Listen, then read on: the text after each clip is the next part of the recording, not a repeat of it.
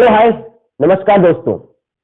आज बहुत ही दुखी मन के साथ आपके बीच उपस्थित हुआ हूं क्योंकि हमने पिछले 3 दिनों में अपने पहाड़ की, अपने क्षेत्र की 2 माताओं को खो दिया है और यह मौत की है आदमखोर बाघ ने, जिसे पकड़ने में उत्तराखंड वन विभाग अभी तक नाकाम रहा है। और बाघों का आतंक इन क्षेत्रों में आज से नहीं, लगभग पिछले 6 महीनों से लगातार बना हुआ है, लेकिन फिर भी वन विभाग न जाने कितने लोगों की मौत का इंतजार कर रहा है। आज सवाल पूछे जाएंगे, सवालों का जवाब जानने के लिए अब लड़ा भी जाएगा, क्योंकि हम इस तरीके से लगातार पहाड़ के लोगों को मारने के लिए नहीं छोड़ सकते। अगर इस आदमखोर बाघ को मारने की अनुमति नहीं मिलती या इस आदमखोर बाघ को वन विभाग की टीम जल्दी से जल्दी नहीं मारती, तो फिर इसकी जिम्मेदारी वहां के लोग खुद उठाएंगे और किसी भी रूप से, कहीं से भी, चाहे वे किसी भी हथियार का प्रयोग करें, इस आदमखोर बाघ को मारा तो जाएगा। लेकिन पहले बड़ी शांतिपूर्वक तरीके से बताया जा रहा है कि वन विभाग जल्दी से जल्दी इस आदमखोर बाघ को मारे। पहले क्या क्या घटनाएं हुई हैं उस पर नजर डालते हैं। पिछले 3 दिनों में 2 महिलाओं की हत्या इस आदमखोर बाघ के द्वारा की गई है। पिछले 3 दिन पहले ग्राम सभा मलवातवाल के कसैल में एक महिला को घर के ही बगल में दिन में 3 बजे इस आदमखोर बाघ ने मार दिया और पूरा आधा शरीर खा दिया। और जो लोग उस लाश की संरक्षण में वहां पर उपस्थित हुए भी थे, लगातार उनमें भी हमले की कोशिश करता रहा। बड़ी मुश्किल से लोगों ने अपनी जान बचाई, जिसके कारण पूरे क्षेत्र में परसों से ही डर भय का माहौल बना हुआ था। लेकिन फिर भी वन विभाग ने कोई त्वरित कार्रवाई नहीं की और एकदम एक्शन नहीं लिया गया। तो फिर कल ग्राम सभा पिंजरों के डोर में एक और महिला को दिन के 2 बजे ही इस बाघ ने मौत के घाट उतार दिया। यह महिला घर के ही बगल में खेत में घास काट रही थी दिन में 2 बजे। आप कल्पना कीजिए, जब पहाड़ों में बाघों का डर होता है तो सभी लोग कहते हैं कि शाम को जल्दी घर आ जाना, क्योंकि रात को बाघ की डर लगती है। जब बाघ लगातार दिन में लोगों को मार रहा हो तो कब लोग घर से बाहर निकले और किस तरीके से अपनी जिंदगी जिए। हमारे पहाड़ों में दूर दूर स्कूल है। हमारे पहाड़ों की महिलाएं जंगलों से दूर दूरों से घास लाके अपनी आजीविका का एकमात्र साधन दुग्ध उत्पादन में निर्भर रहती है। पहाड़ों में ज्यादातर महिलाओं का एकमात्र संसाधन है आय का, वह है दुग्ध उत्पादन। उसके लिए उनको जंगल जाना ही पड़ता है और जब जंगल जाते हैं तो अपनी मौत के साथ खेलना पड़ता है और कई बार यह आदमखोर बाघ उनको मौत के घाट उतार भी देता है। पिछले 6 महीनों में ही लगभग 5-6 वीडियो मैं ही खुद बना चुका हूं, जिसमें कई घटनाएं उत्तराखंड के अलग अलग क्षेत्रों की बाघों द्वारा मारे गए लोगों की मैंने आपको बताई है। हमें यह बताते हुए बिल्कुल अच्छा नहीं लगता, हमें लगातार दुख होता है। हम चाहते हैं हम ऐसी न्यूज ही नहीं बनाए, ऐसी खबर हमारे पास ही नहीं आए, लेकिन सच्चाई यह है कि इन बाघों के संरक्षण के नाम पे इन पे कोई कार्रवाई की ही नहीं जाती, क्योंकि इस देश में मानव की जिंदगी से ज्यादा जरूरी उस बाघ की जिंदगी हो गई है जो लगातार हमारे पहाड़ों की माताओं को मार रहा है। एक आदमखोर बाघ क्यों बनता है, इसके अनेक कारण हो सकते हैं। वह बूढ़ा हो सकता है, या उसे ज्यादा भूख लग सकती है, उसके खाने के संसाधन खत्म हो सकते हैं, या उसे कोई चोट लग गई हो, भारी उस जानवरों का शिकार नहीं कर पा रहा हो, गांव की तरफ आके वहां के लोगों को मारता है।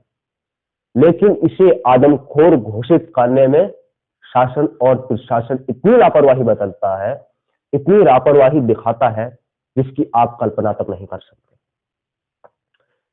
पहले आसान था इन बाघों को मारना, आदमखोर घोषित करना, लेकिन पिछले कुछ समय से, कुछ सालों से यह बहुत ही मुश्किल है, चुनौतीपूर्ण है। क्योंकि एक राज्य में एक CCF, प्रमुख वन संरक्षक कहते हैं उनसे, उनके हाथ में यह होता है कि वह इस बाघ को आदमखोर घोषित करे या न करे।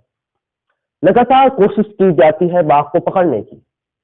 आप कल्पना कीजिए, एक आप थोड़ी देर के लिए सोचो, अगर कोई आतंकवादी है तो हम उसे दूसरे की जमीन में जाके भी मार के आते हैं, क्योंकि वह हमारा दुश्मन है। और जो हमारे पहाड़ों का यह दुश्मन है, हम इसे मारने की अनुमति नहीं देते। ऐसा क्यों? हम इसे पकड़ने की ही कोशिश क्यों करते हैं? अब वे बेहोश करने वाली बंदूक लेके 2-4 दिन कुछ लोग घूमेंगे, मिल जाएगा तो ठीक, नहीं तो वह भी कार्रवाई बंद हो जाएगी। लगातार पिंजरा लगाने की कोशिश की जाती है। यह आदमखोर बाघों के लिए उचित इलाज नहीं है। उसने हमारे पहाड़ों की माताओं को मारा है तो उसे मारना ही पड़ेगा, उसकी मौत ही होनी चाहिए।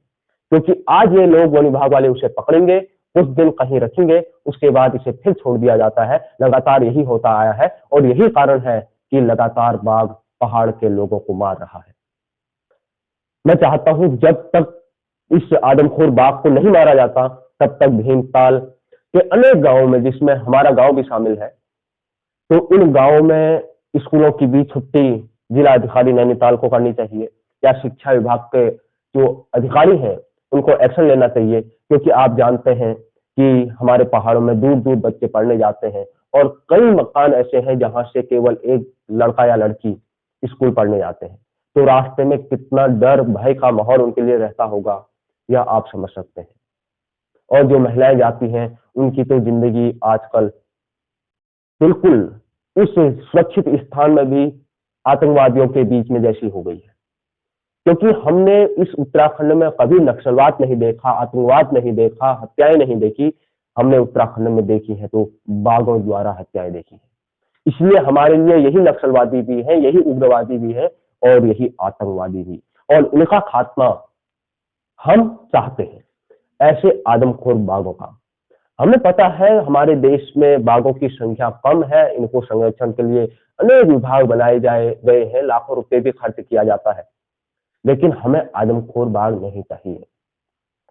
पूरी दुनिया के 80% बाघ हमारे भारत में पाए जाते हैं, उसमें से बड़े बाघों की संख्या केवल उत्तराखंड में है और हम इनको और लगातार बढ़ाने की कोशिश कर रहे हैं। एक आंकड़े के अनुसार लगभग 3000 बाघों की संख्या इस समय भारत में है। यह पूरी दुनिया का 80% होता है। तो उसमें से अगर हम एक आदमखोर बाघ को मारते हैं तो कोई बड़ी दिक्कत वाली बात नहीं है, क्योंकि वह हमारे लोगों को मार रहा है। हमारे गांव के लोग दिन में भी घर से बाहर निकलने में डर रहे हैं। इसलिए वन विभाग के अधिकारी, वहां के उच्च जनप्रतिनिधियों से निवेदन है कि वह जल्दी से जल्दी एक्शन ले। किसी की मौत में खाली ट्विटर या फेसबुक में संवेदनाएं लिख देने से उसका समाधान नहीं होता। उनके फिर 13वीं में जाने, 11वीं में जाने से, वहां चावल खाने से कोई फायदा नहीं होने वाला। जो ये मौतें हुई हैं उन्हें उचित मुआवजा जल्दी से जल्दी सरकार दे और वन विभाग के मंत्री से लेकर अनेक जो इस क्षेत्र से जुड़े हुए लोग हैं उनको तुरंत इस समस्या को समझते हुए, अनेक भीमताल विधानसभा के गांवों की इन जनभावनाओं को समझते हुए इसे तुरंत मारने के आदेश देने चाहिए और जल्दी से जल्दी बड़े से बड़े शिकारियों को भेजकर इस आतंकवादी का अंत करना चाहिए। बस आज की वीडियो में इतना ही, और आप भी अपने प्रयास करिए कि किस से भी आप मदद ले सकते हैं, किस भी रूप से ले सकते हैं, मदद लेके इस बाघ को पकड़ के इसे मारें या जो भी करना है करें। आपका बहुत बहुत धन्यवाद। नमस्कार।